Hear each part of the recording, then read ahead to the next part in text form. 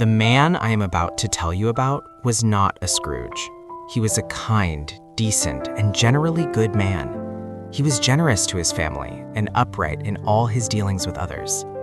However, he simply could not believe what the churches preached at Christmas, the story of God coming to earth as a man. It just didn't make sense to him, and because he was an honest man, he could not bring himself to pretend that he believed it. He told his wife, "I'm truly sorry, but I won't be going to church with you tonight." He explained that he didn't want to be a hypocrite, so he would rather stay home. But he promised to stay up and wait for his wife and children to return from the service. And so he stayed behind while his family went to the midnight mass. Shortly after his family drove away, the snow began to fall. He stood by the window, watching the sudden blizzard grow more and more fierce. Eventually, he returned to his armchair by the fireplace to read the newspaper. A few minutes later, he was startled by a dull thud, then another and another. At first, he thought someone must be throwing snowballs at his living room window. But when he went to the front door to investigate, he found a flock of miserable birds huddled together in the freezing cold.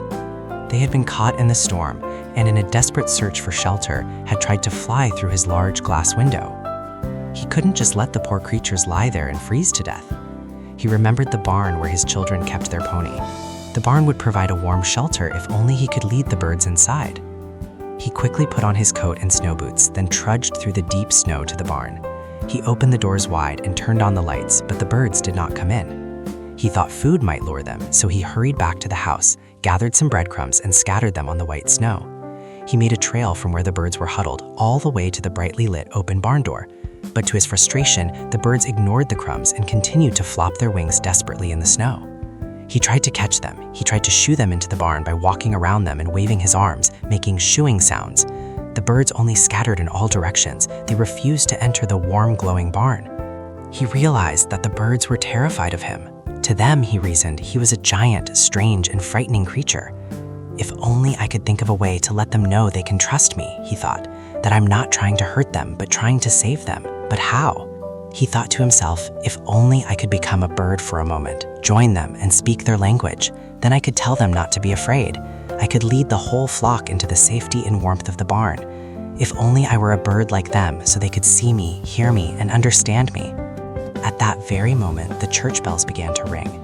The sound reached his ears, echoing even above the howling wind. He stood there, listening to the bells peal out the joyous hymn of Christmas.